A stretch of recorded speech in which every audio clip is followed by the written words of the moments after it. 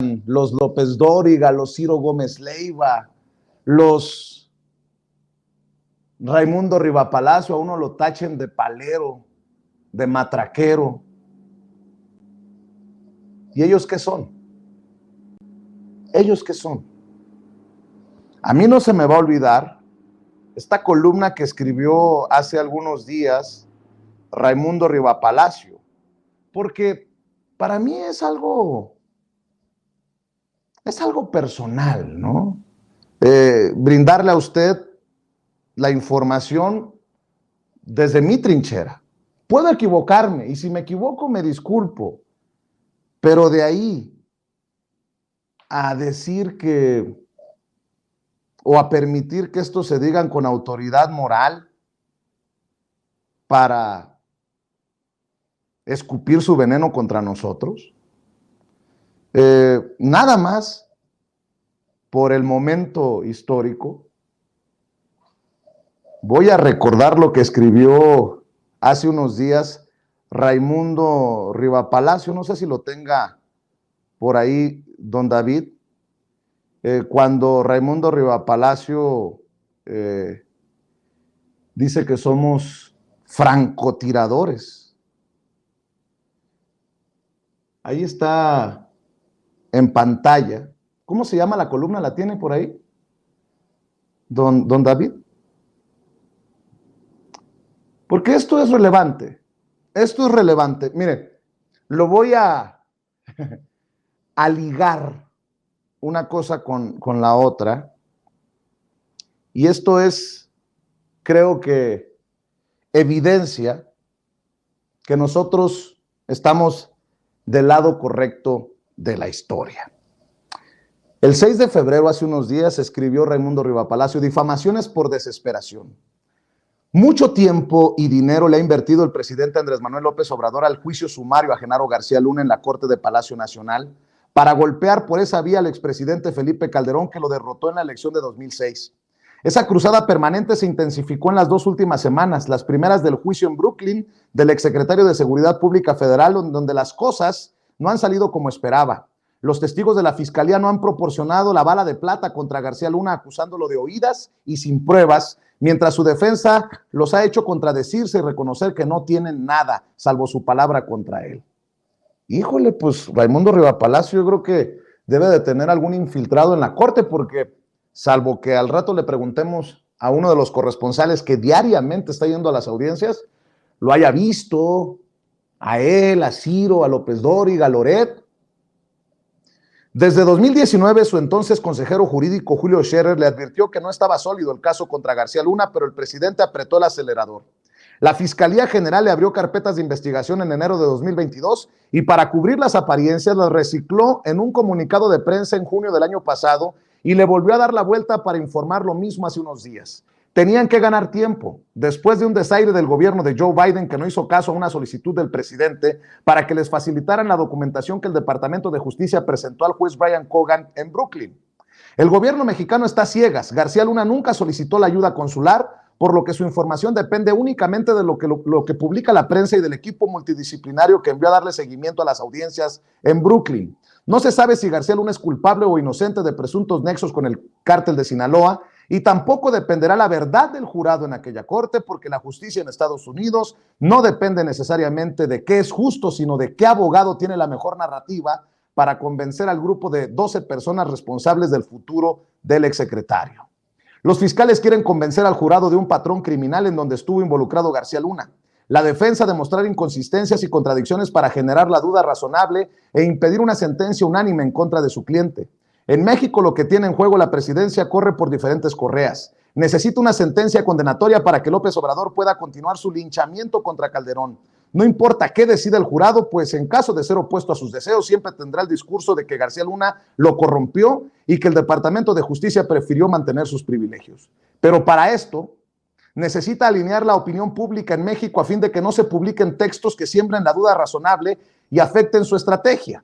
Para esto, la presidencia tuvo una ocurrencia que no estrategia. Despachó a uno de sus francotiradores, aquí su más seguro servidor, a Brooklyn, bajo la máscara de periodista que le crearon desde principios de sexenio para que comenzara a sembrar infundios contra varios comunicadores a partir de los dichos de criminales en el juicio que Arturo Beltrán Leiva pagó a periodistas para que difundieran rápidamente la captura de Jesús Reinaldo Zambada del Rey en octubre de 2008. A los primeros que le endilgaron semejante aberración fueron a Ciro Gómez Leiva, Carlos Loret, y a quien esto escribe, aduciendo que uno era director de Milenio Televisión, el otro condució un importante noticiero matutino y en mi caso, porque era director editorial del Universal. De las cuentas personales de los propagandistas de López Obrador y de las afines al vocero Jesús Ramírez Cuevas, se retuitearon las mentiras. El enviado de Palacio Nacional diseminó la especie desde Estados Unidos sin el mínimo cuidado de buscar cuadrar las mentiras con los hechos, que está siendo alimentada por algunos corresponsales mexicanos. Bueno, horas más tarde, precisamente en el juicio, ese mismo día que publicó su columna Raimundo Riva Palacio, un testigo asegura que Genaro García Luna le pagaba 25 millones de pesos mensualmente al periódico El Universal, en donde él era el director editorial. Al otro día, para defenderse, salió el director editorial actual, David Aponte, con Ciro Gómez Leiva, a decir que los fiscales estaban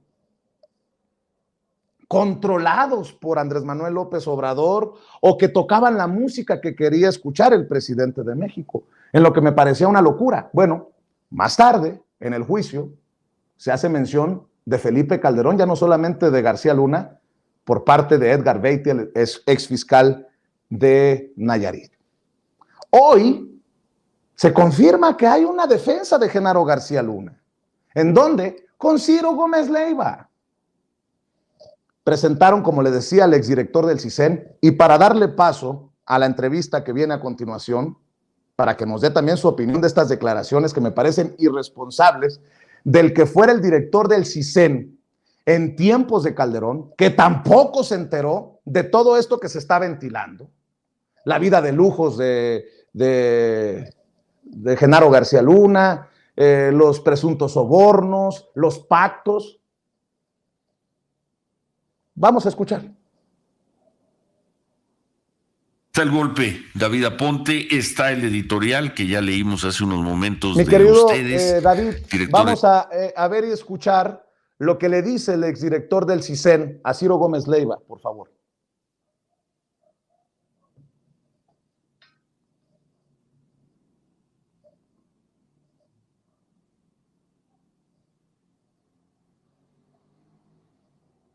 Demoledor. Buen día, Guillermo Valdés, gusto en saludarte. Muy buenos días, Ciro. Buenos días a la audiencia. Falta todavía, vamos a ver qué es lo que se presenta el lunes. Lunes, pues sí, quizá el martes.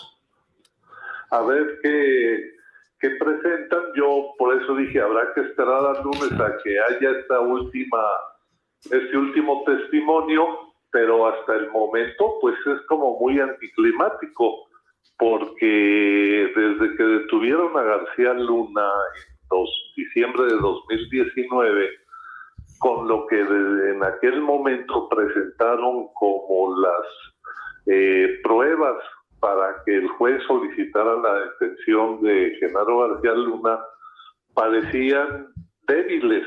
Desde entonces yo lo escribí. Esperamos 3 años a que comenzara el juicio que tuvieron para seguir investigando y consiguiendo evidencias. Y hasta el momento, a un día de que terminen de presentar sus testigos y sus evidencias la Fiscalía de Nueva York, pues no hemos visto esas evidencias. O sea, en las declaraciones se llegó a hablar hasta de 250 millones de dólares que le habrían entregado a Genaro, y uno supondría que en algún momento la Fiscalía presentaría, pues miren, aquí le encontramos dinero o encontramos estas empresas que creó Genaro García Luna o esta serie de propiedades, porque... Bueno, ahí queda claro cómo desde México quieren hacer sus análisis muy a la mexicana.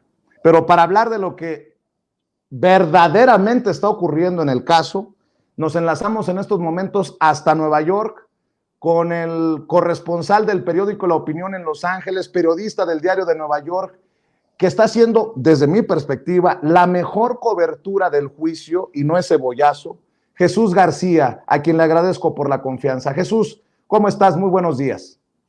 ¿Qué tal, Vicente? Muy buenos días. Gracias por la invitación. ¿Cómo ves el análisis, el resumen que hace el exdirector del CISEN de Felipe Calderón? No hay pruebas, dice, como si lo único que contara en un juicio en Estados Unidos pues fueran las cosas que él quisiera ver. ¿Cuál es tu resumen? ¿Cómo has visto esta semana tan intensa con la mención de Felipe Calderón, con lo de los supuestos sobornos al periódico El Universal, los testigos y lo que se viene? Porque ha sido sorpresivo esto de los tiempos que se acortan en el juicio contra Genaro García Luna, la posibilidad de que suba al estrado a defenderse él mismo. ¿Cómo ves, Jesús? Bueno, primero me quiero establecer varios aspectos. Está bien que haya este debate en México sobre qué pruebas se están presentando, qué significan, etcétera. Lo que no está bien es que líderes de opinión y medios de comunicación particular traten de imponer una narrativa que no es la que se está contando en el tribunal y es la que importa. Esta narrativa no es para México, no es para el expresidente Calderón, no es para el presidente Andrés Manuel López Obrador, no es para líderes de comunicación en México. Esta narrativa sobre qué es lo que ha pasado con este caso está dirigida única y exclusivamente al jurado en el Tribunal del Distrito Oeste de Nueva York, con sede en Brooklyn. A nadie más. Lo que nosotros, ni siquiera a nosotros que estamos reportando desde ahí, no está dirigido a nosotros esa narrativa. Lo que nosotros reportamos, evidentemente, está ocurriendo. Tratamos de reportar lo más detallado posible, recordar que no se puede ingresar ni con celulares, ni con video, con nada. Entonces hay que anotar a lo más rápido posible para agarrar lo más que se pueda de los testimonios. Y además, contrastar con los documentos que se están presentando. Yo en particular y otros periodistas, realmente muy pocos, puedo contarlos con los dedos de la mano, muy pocos periodistas hemos seguido este proceso desde el inicio, o sea, desde que detuvieron a García Luna y fue presentado en tribunal. Entonces, muy pocos periodistas hemos seguido ese proceso desde ahí. Entonces, hay otros periodistas que han venido y que han cubierto, digamos, prácticamente todo el proceso acá, que son grandes colegas y han realizado también un gran trabajo y que evidenciado que tienen pues presión por la opinión pública básicamente en México, no por su trabajo, y no digo que sus empresas los estén presionando, pero sí se nota que hay una presión pública sobre decir, es que acá están diciendo tal cosa, es que acá están diciendo tal cosa. Pues que digan lo que quieran. El proceso judicial es claro. Los fiscales tienen que seguir líneas de trabajo considerado la ley. Estos testigos, por más delincuentes que sean, son testigos que proporcionan información que es considerada evidencia, así, evidencia, es evidencia. El jurado lo toma y lo considera como evidencia, es decir, se contempla como un todo en el proceso contra García Luna. No se descarta. Ahora, uno de los elementos esenciales que me parece que la Fiscalía estableció muy bien la semana pasada, es decir, dejarle claro al jurado que ninguno de los testigos cooperantes y ni los testigos que no eran cooperantes tuvieron contacto entre sí, es decir, no había, porque por ahí estaba escuchando y leyendo que todos estaban coludidos, prácticamente que hicieron una cónclave para que pudieran tener la misma narrativa. Eso no se puede hacer. Si los fiscales hacen eso, pueden ir a prisión. Es un proceso judicial que debe ser separado. Cada uno de las entrevistas con cada uno de los testimonios debe ir por separado. Ellos se pueden meter en serios problemas legales y no solo eso, pueden afectar el sistema judicial en Estados Unidos, pueden provocar que haya apelaciones de criminales ya convictos, incluyendo el Chapo Guzmán, nada más pónganlo ahí sobre la mesa, y señalar que los fiscales tienen, como digamos, como se dice por ahí, están caminando sobre hielo finalmente porque sí tienen que ir con paso firme sobre ciertas cosas. No es un proceso sencillo, en definitiva, no es un caso fácil. ¿Por qué? Porque pues hay muchas cosas que la gente quisiera ver, pero hasta el momento, yo particularmente, si tú me preguntas personalmente, y esta es mi opinión, yo sí quisiera ver un video o escuchar un audio. Yo sí lo quisiera ver o ver una fotografía directamente. ¿Por qué? No estoy desestimando la evidencia que ya se presentó con los testigos, porque creo que eso le daría a la Fiscalía el cierre perfecto de lo que está haciendo. Yo no estoy diciendo que no lo tengan o que no lo vayan a presentar el lunes.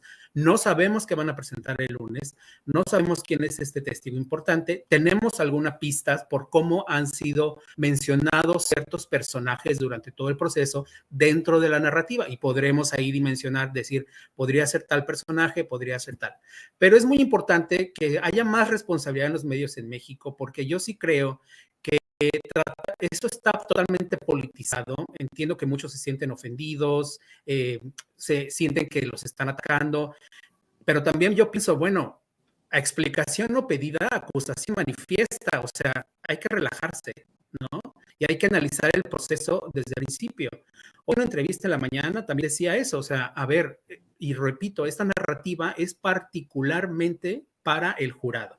Entonces, no hay que salir de esa parte ni salir de esa consideración. Todo el mundo puede decir lo que quiera porque gracias a Dios vivimos en libertad. México es una democracia y se puede hablar de lo que sea, aunque después vengan las críticas de cualquier lado, pero México es un país libre donde se puede hablar, igual que aquí en Estados Unidos, de lo que sea. Y tan es así que el tema está bastante ventilado en los medios, como he visto varias cosas que algunas de la verdad me dan mucha risa y otras que me parecen interesantes, pero que bueno, no dejan de ser teorías de conspiración. Entonces, es importante considerar eso. Ahora, ¿qué sigue en el proceso? Mientras no estamos en audiencia, los fiscales y la defensa están teniendo una batalla tras bambalinas. Es decir, la defensa de repente sale, bueno, vamos a presentar tales pruebas y vamos a descansar nuestro caso el martes. Significa que ellos terminan de llamar testigos y de presentar pruebas. Sorprende a todo el mundo. Estrictamente el proceso lleva 4 semanas, porque no estamos contando, la gente no cuenta la selección del jurado, pero eso es parte del juicio.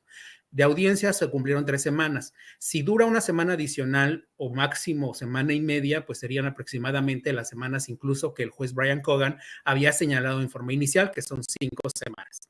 No las 8 semanas que la jueza Pericuo había señalado durante la selección del jurado, lo cual honestamente pues es interesante y también, pues bueno también, porque ya es un proceso bastante cansado. ¿Y qué más se puede haber? Entiendo que los fiscales ya no quieren traer a más criminales porque hay muchos más que podrían aportar información, pero dentro de la narrativa que ya tienen construida, entiendo que no abonarían muchísimo más, salvo que, presenten una prueba particular que les funcione. Y es justamente lo que este último testimonio estaría haciendo. Jesús, mencionaste a Joaquín Guzmán Loera, a El Chapo Guzmán, y obviamente hay una amplia gama de especulaciones sobre quién sería ese testigo importante que les ha generado una compleja situación a los fiscales, palabras más, palabras menos, ¿no? De operativo para que llegue este testigo. ¿Tú has pensado en la posibilidad de que sea el Chapo? Leía uno de tus artículos, hablabas de la reina, de Reyes Arzate, quien es, confeso, uno de los personajes cercanos a Genaro García Luna. Él ya confesó su culpabilidad, aceptó su culpabilidad. La Barbie, por lo que se ha señalado por los testigos, el rey Zambada, el hermano del Mayo Zambada, que fue quien testificó, quien dijo que le había entregado maletas repletas de dólares a García Luna en el juicio contra el Chapo Guzmán. ¿Qué piensas de esta posibilidad? ¿Qué piensas de estos personajes? Y lo que te decía, mencionabas el Chapo Guzmán. ¿Hasta el Chapo Guzmán está abierta a la posibilidad de que testifique? Yo mencioné al Chapo Guzmán porque, bueno, el Chapo Guzmán ha sido mencionado en el proceso porque era al grupo criminal, la facción del cártel de Sinaloa al que García Luna estaba protegiendo y el que había dado, digamos, órdenes, según los testimonios, para proteger en esta batalla, esta guerra entre las organizaciones criminales. Pero, por ejemplo, la gente Nayarit, como lo dijo el exfiscal Edgar Beitia, el Diablo, pues bueno, recibía orden que la línea era proteger a los chavos. Entonces, ellos estaban protegiendo a los Beltrán Leiva, entonces daba ahí una rebatinga entre quién proteger y quién no proteger. El Chapo ha sido mencionado en varias ocasiones y una de las partes donde se mencionó, que es interesante, pero tiene más que ver, hay 2 vías ahí. El agente del FBI, José Moreno, mencionó un operativo en 2012, en febrero de 2012, un operativo fallido para detener al Chapo Guzmán con información que se tenía después de que, bueno, ya habían ya habían hecho el hackeo, bueno, no el hackeo, sino un juez había autorizado la revisión de el espionaje de los teléfonos de de Joaquín el Chapo Guzmán. Entonces, ellos tenían información directa de dónde estaba, la casa donde estaba. Entonces, tenían dos casas tenían, digamos, ubicadas precisamente, pero pasaron esta información a la Policía Federal, entonces a cargo de Genaro García Luna, pero la Policía Federal no llegó. Eso es una de las cosas. Llegó 20 minutos después de que se les pasó la información y ellos decían, pero ¿dónde están? O sea, este cuate se nos va a ir porque ya lo tenemos ubicado, ya hay cierto movimiento de nosotros aquí, entonces se pueden levantar sospechas. Y la policía llegó 20 minutos después y había llegado en un lugar no indicado. Entonces se generó un problema. Cuando entraron a hacer el operativo, pues el Chapo ya se había ido porque sí estaba ahí. Y después, en el juicio del Chapo, se hizo toda la narrativa y conocimos qué pasó antes, durante y después con información que se tenía tanto de los mensajes del Chapo, conversaciones con su esposa, de cómo se había escapado, etcétera. Entonces, hay como varios elementos que el agente del FBI vuelve a narrar aquí, no los da en detalle porque no se quería dar ese detalle, pero sí poner en contexto al jurado de lo que estaba pasando. Y menciona a Iván Reyes Arzate como el contacto de la policía, porque era el que era responsable de recibir esta información, particularmente de autoridades estadounidenses, tanto de la DEA y otras agencias. Entonces, ese es otro enlace que ahí me parece muy importante y el cual se menciona el Chapo. Entonces, por eso señalo mucho que Iván Reyes Arzate podría ser un personaje mencionado durante varios momentos del juicio, establecido en la línea de comando de este mini cártel que operaba desde el gobierno federal a cargo de García Luna, desde la Policía Federal Mexicana, primero como la AFI y después siendo ya secretario en los gobiernos de Vicente Fox y de Felipe Calderón, y de cómo construyó esta red de varias personas. Por eso está acusado de liderar una organización criminal durante un largo periodo. Son 12 años, de 11 años prácticamente, son 12 a 11 años, es más o menos el periodo que se está marcando, de haber liderado esta organización criminal presuntamente desde el gobierno federal mexicano. Eso es lo que establecen los fiscales, porque bueno, la gente dice, tú estás diciendo, yo no estoy diciendo, esto es lo que establece la acusación, la investigación establece eso. O sea, hay que relajar los ánimos, escuchar las evidencias y ver hacia dónde nos lleva esto. Mencioné a Jesús el Rey Zambada, como bien señalas, él fue el primero que dijo que le había dado dinero directamente a García Luna, al menos 2 ocasiones, y eso habrían sido alrededor de 5 o 6 millones de dólares. Entonces, ese podría ser un personaje importante. Y luego, evidentemente, la Barbie, porque, bueno, la Barbie, aparte es un personaje muy popular, digamos, muy conocido popular tiene cierta infamia, esta infamia que tiene después de que fue detenido, su sonrisa, etcétera. Y, pues, él también fue mencionado en el juicio de que tuvo reuniones directamente, en varias ocasiones, con Arturo Beltrán Leiva, donde estaba García Luna, y que incluso presenció también pues la furia de Beltrán Leiva en contra de García Luna porque se estaba yendo al lado de los Chapos y estaba esta división ya digamos, no digamos, esta guerra brutal que se desató en México entre grupos criminales y que hasta el momento no ha podido ser detenida, pues. Entonces, estos 3 personajes, cualquiera de esos 3 puede proporcionar información sustancial que den un buen cierre también a los fiscales. Entonces, cuando menciona a la gente el Chapo es un poco difícil. ¿Por qué?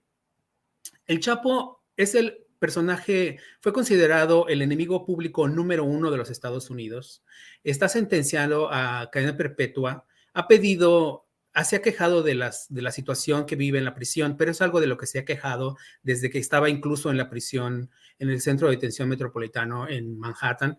O sea, es un argumento que ha utilizado todo el tiempo y el juez, en este momento ya no es Brian Cogan, y otros jueces le han rechazado las mociones. Porque la evidencia es decir, bueno, pues, ¿qué estás pensando? Pues eres un criminal considerado de muy alto riesgo y no se te va a dar privilegios, porque aquí no existen esos privilegios. En Estados Unidos, tú vas a estar confinado bajo ciertas condiciones y eso es lo que tienes. Sí les dan concesiones en el sentido de que tiene acceso a que tengan, obviamente, su higiene completamente, su alimentación, tiene, por ejemplo, acceso a una televisión que me parece que tiene 3 canales.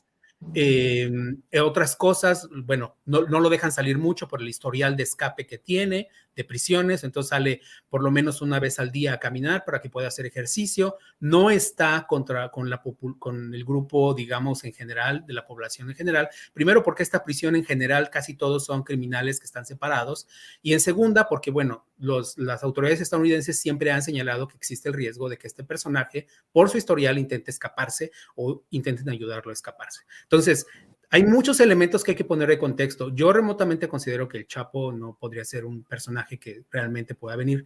Ahora, también hay una teoría de que Luis Cárdenas Palomino fue extraditado de manera prácticamente secreta y se encuentra en Estados Unidos y él sería el testimonio.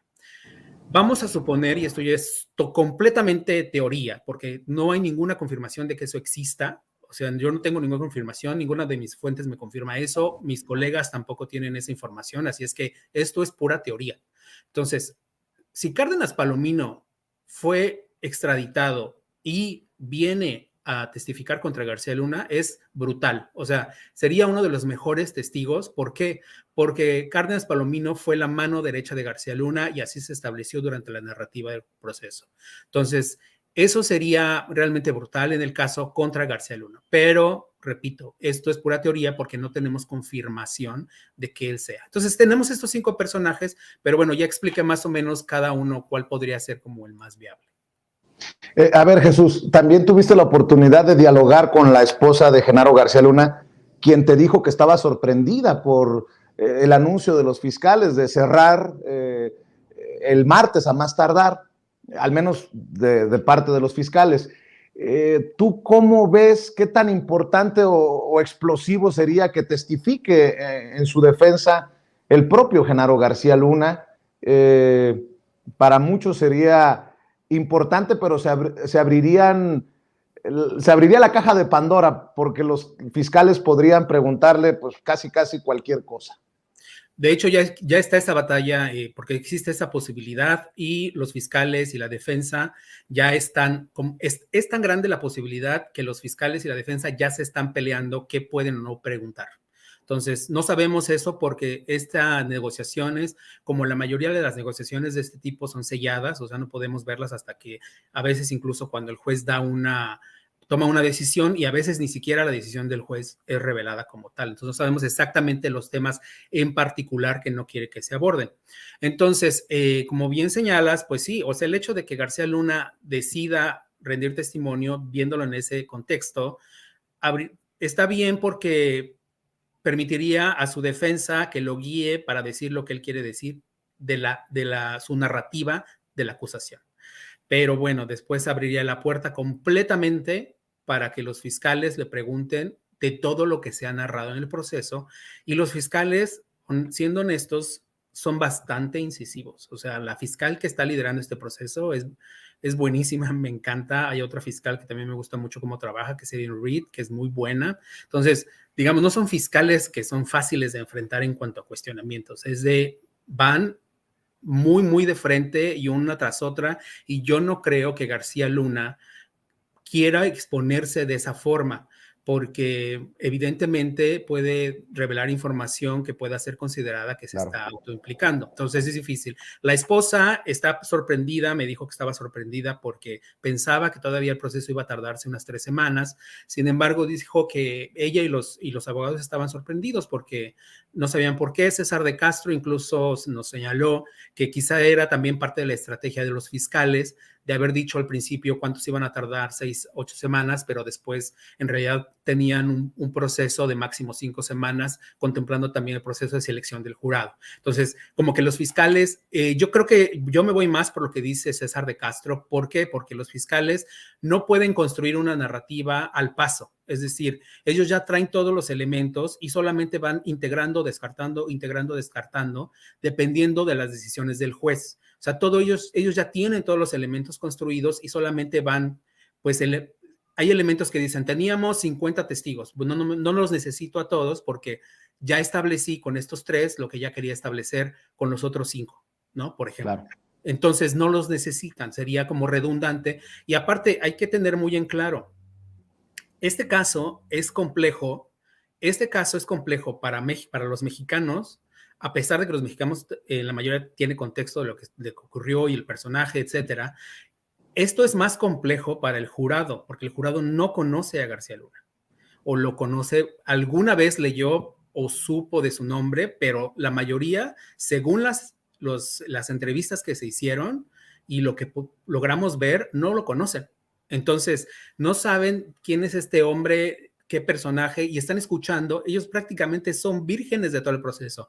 Entonces, esta narrativa, e insisto, es para ellos, contarles a ellos qué es lo que pasó desde la perspectiva de los fiscales, presentando las evidencias, dejando claro también el juez, lo dejó ya muy claro en varias ocasiones, la evidencia también son los testigos, y no solo eso, al final, cuando sea el cierre de los fiscales van a crear una narrativa para que el jurado pueda ver todo como una unidad, ¿no? No van a ver solo el testimonio del grande, no van a ver solo el testimonio del conejo, no. O sea, todo se integra en una unidad y entonces el jurado podrá decidir. Ahora, ellos tendrán bastante tiempo, el tiempo que necesiten para deliberar, podrán revisar las evidencias tantas veces que quieran, los testimonios, si tienen duda de quién dijo qué, pueden pedir por la información y ellos y la corte, básicamente, que son los únicos que tienen contacto, hay solamente una persona que puede tener contacto con ellos, con el jurado,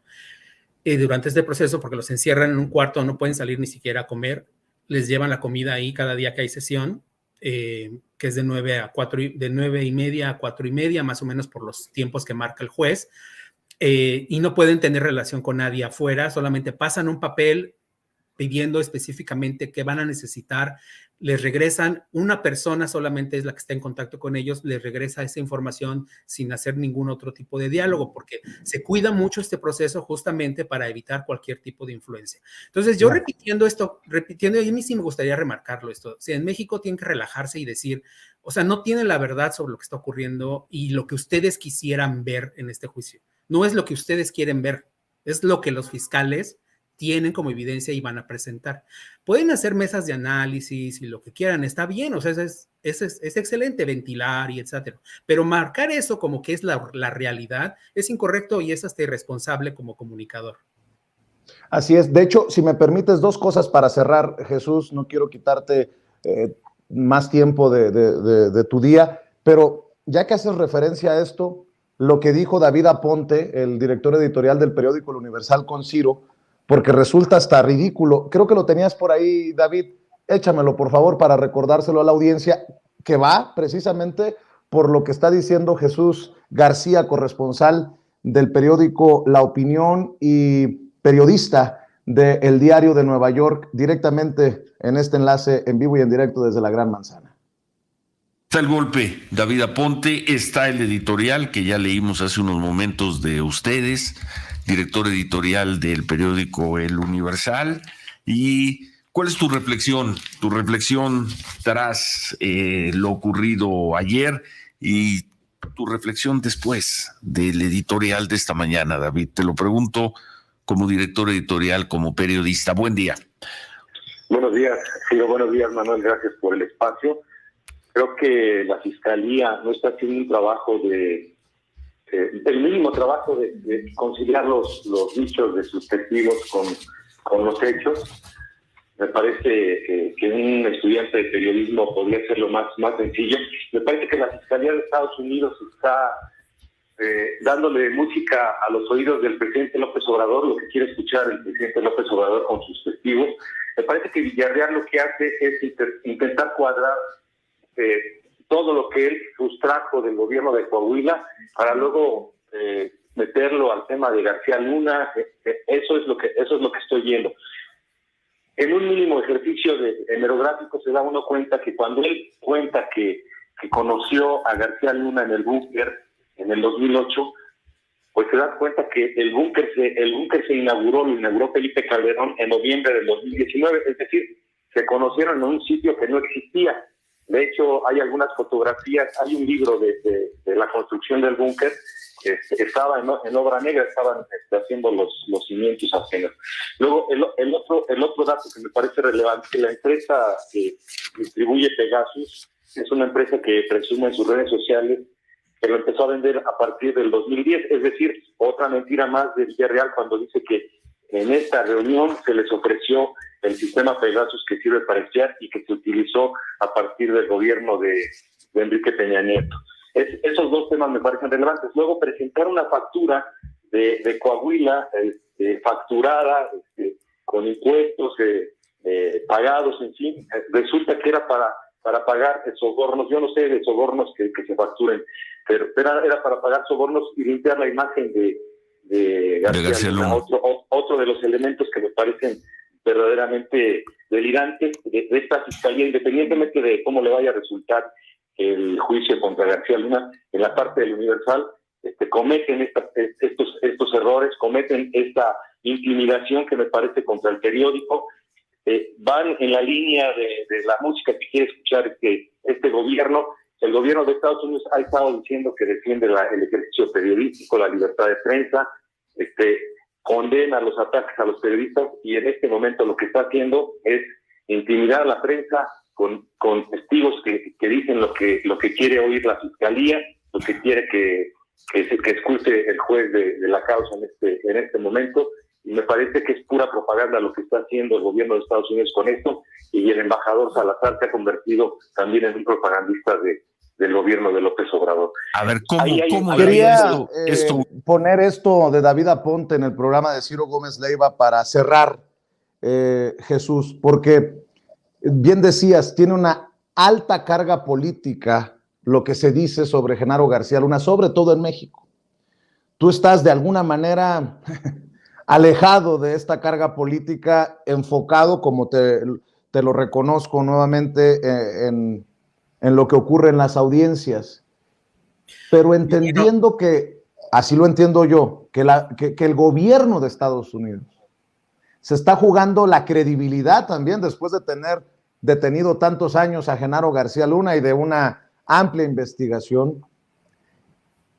¿Qué pues piensas? Mira, ¿Qué piensas de estas declaraciones? ¿Y tú crees que el gobierno de Estados Unidos está jugando su credibilidad en este juicio? Quedaría en ridículo si no logra un veredicto de culpabilidad. ¿Cómo lo ves? A ver, primero sí, es un proceso de... Estados Unidos lo tiene clasificado como un caso de alto nivel, es decir, es prioridad para los Estados Unidos, para el Departamento de Justicia.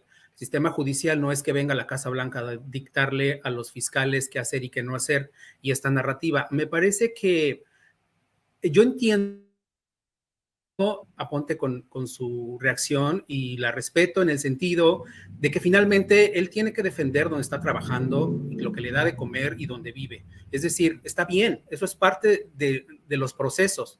Tú dices algo, acusas sobre un elemento que en este caso surgió de un tribunal y pues bueno, respondes a esos procesos. Es decir, está bien, son sus dichos, que él muestre las pruebas de que eso no ocurrió, ¿no? Por ejemplo, lo que hizo este testigo y lo que me pareció interesante por la forma en que se construyó la narrativa, vuelvo a lo mismo y lo enfatizo todo el tiempo. Eso es narrativa judicial, no es un caso que de repente dicen, encontré esto, vamos a meterlo. Encontré esto, vamos a meterlo también. No es así.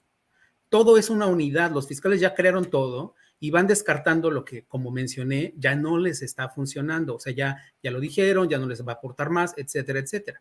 Entonces, por eso decía que yo estaba más con la defensa en el sentido, César de Castro, cuando dijo, yo creo que ellos ya sabían que el proceso iba a durar ya tanto y no más tiempo, porque hace sentido, ¿no?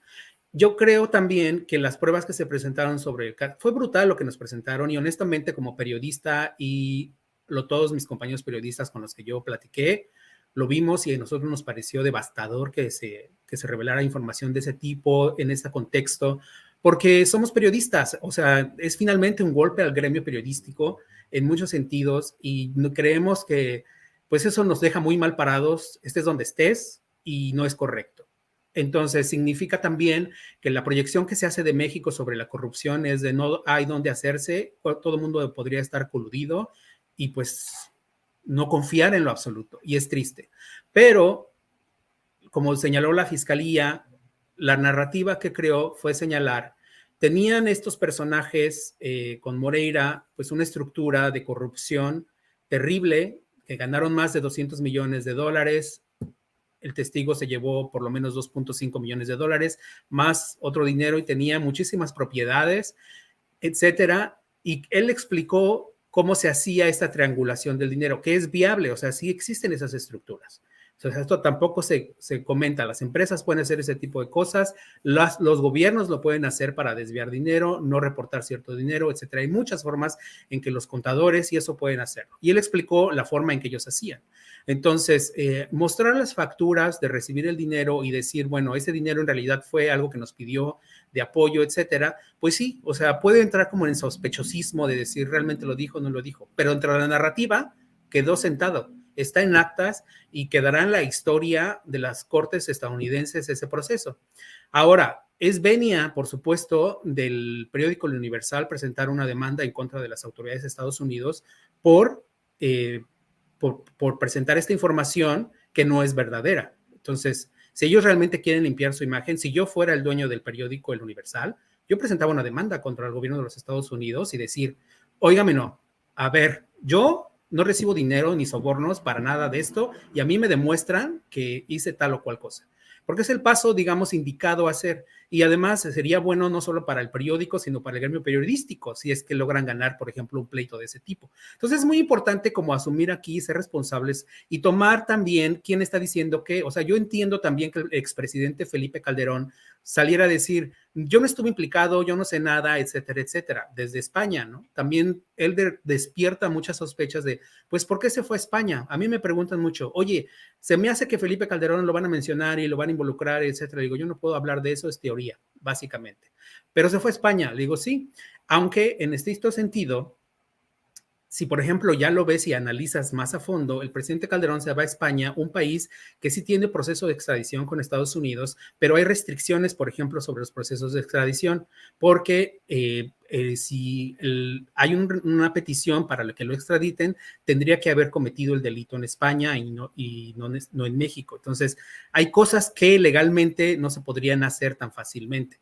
Entonces, eso ya es obviamente como un análisis viendo y tratando de entender por qué se da este juego. Yo no estoy diciendo y confirmando desde mí que Felipe Calderón está involucrado con el narco. No, eso es lo que se dijo en la corte y luego avanzando sobre ese proceso. Entonces, entiendo que hay mucho y está bien que se ventile en México todo esto. La verdad, a mí me parece fascinante que los mexicanos estén hablando. Yo lo estoy viendo en Twitter, estoy teniendo unas discusiones y unos debates muy interesantes con gente a favor, en contra, gente que me agrede, gente que señala ciertas cosas, que incluso gente que me corrige y que también quiero agradecer mucho cuando señalan esto que estás diciendo, me parece que fue así, etcétera. Entonces yo hago ya un tweet y corrijo. O sea, porque tenemos que estar abiertos también como periodistas a todo este tipo de información.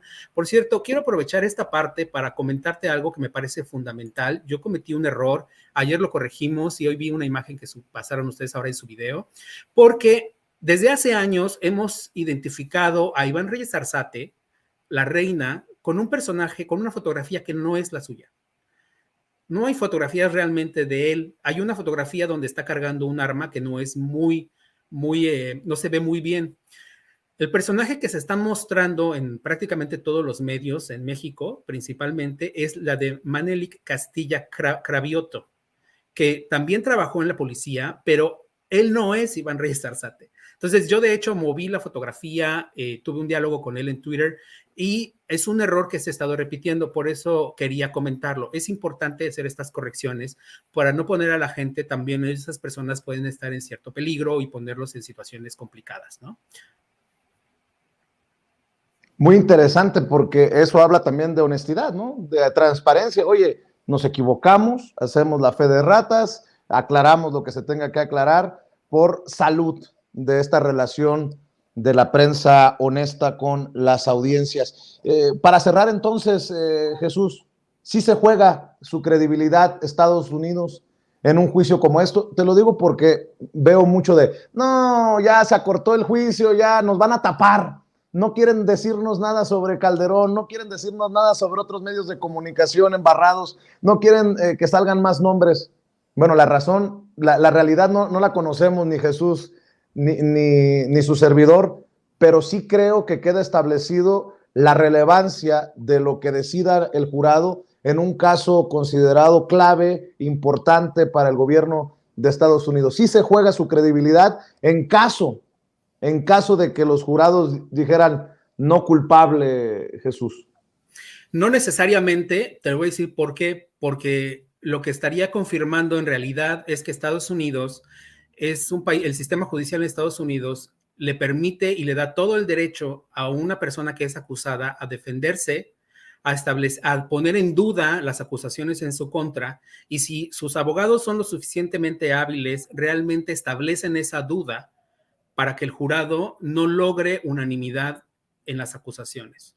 Entonces, no creo que en realidad Estados Unidos se juegue su credibilidad, y honestamente tampoco creo que le importe mucho si en México creen que se juega su credibilidad o no, honestamente, pero hay que tomarlo mucho en consideración. Ahora, las acusaciones están por separado. Eso es muy importante señalarlo. Son 5 completamente distintas. 3 son sobre conspiración, pero las 3 están separadas también, y una que es la de dirigir una organización criminal durante un largo periodo, pues bueno, esa está relacionada con las otras 3, pero está separada también. Y está la acusación por haber mentido a las autoridades migratorias, que también es otra acusación. Entonces, no hay que adelantarnos, entiendo que todo el mundo tiene ansias de que ya hay que decidir. Créanme que igual nosotros cuando estamos ahí en la corte, los periodistas, hablamos de, ¿tú qué crees de esto? ¿Tú qué crees de lo otro? Todos tenemos información a veces distinta, o cruzamos información también por las coberturas que estamos haciendo y cómo las estamos haciendo, pero tratamos también de que sea lo más objetivo posible, es decir, dejar de a un lado cualquier ruido político. Por eso el otro día yo respondí, no me arrepiento de haberlo hecho, a este columnista del Financiero que señalaba algo, y yo respondí diciendo es estrictamente judicial, es decir, no hay que politizar este proceso. O sea, tu opinión es válida, pero no es lo que tú consideras, o sea, lo que tú consideras no es la verdad. Fíjate que en ese intercambio en Twitter, y lo mencioné en el programa que tuviste con Raimundo Rivapalacio, quedó establecido que ellos, los que yo considero vacas sagradas del periodismo, se sienten dueños de la verdad. Y yo no los he visto como tú hacer la talacha ahí en las audiencias. Y para mí me resultó fascinante que le respondieras y que la verdad él se exhibiera solito como este señor que dice que es el que tiene la verdad. A ese intercambio te refieres, ¿no? Exacto, y establecer que lo que escribes es una opinión, o sea, es decir, esta es mi opinión y no tiene nada que ver con lo que realmente está ocurriendo en el proceso judicial. Es decir, está bien, o sea, no vas a coartarle la opinión a las personas, pero también hay que establecer que es eso, es mi opinión, y yo siempre lo digo en las entrevistas. Hablo de hechos en particular, de lo que está pasando, y después cuando hablo sobre posibilidades, establezco que siempre este es mi análisis y es mi opinión. No significa que eso vaya a ocurrir o que yo esté diciendo que eso está ocurriendo como tal, ¿no? Ese es mi análisis, básicamente. Este es Reyes Arzate, nada más para confirmar y no cometer el mismo error del que estás mencionando. A ver, pónganselo en la pantalla. ¿Él es Reyes Arzate? No, ese no es Reyes Arzate. Muy bien. Esta es la fotografía que debemos de tener cuidado, compañeros, en Sin Censura, por algo que nos está señalando el propio Jesús García, y le ofrezco una disculpa a la audiencia en toda transparencia y en toda honestidad. Ese personaje que estamos mostrando, de acuerdo al corresponsal del periódico La Opinión en Los Ángeles, no es Jesús Reyes Arzate.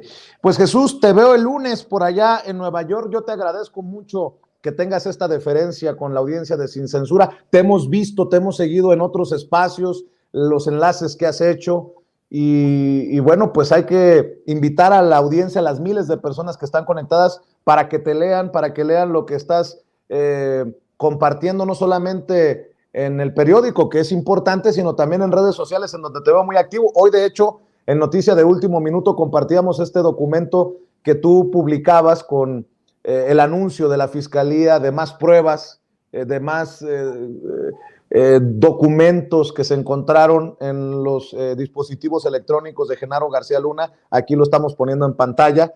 ¿Por qué no cierras con una invitación precisamente para la audiencia en tus trincheras? ¿En dónde te leen? ¿En dónde te encuentran, Jesús? Muchísimas gracias por esa oportunidad. Por favor, pueden seguir nuestra cobertura que estamos realizando en laopinion.com. Tenemos también nuestro canal de YouTube donde estoy publicando un video diario sobre lo que ocurre el día de las audiencias. Y bueno, mi cuenta en Twitter es @JesusGar.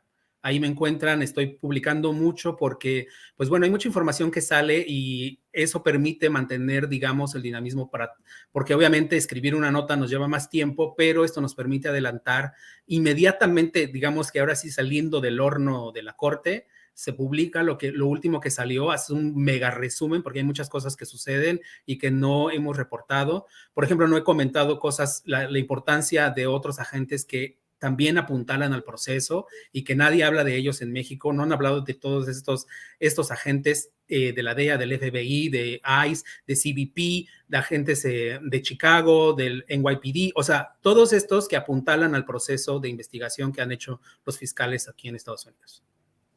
Toda mi admiración, mi respeto, y me están mandando en el chat, en el equipo de Sin Censura, que te lo haga extensivo de todos, mi querido Jesús. Gracias por el servicio que le estás haciendo a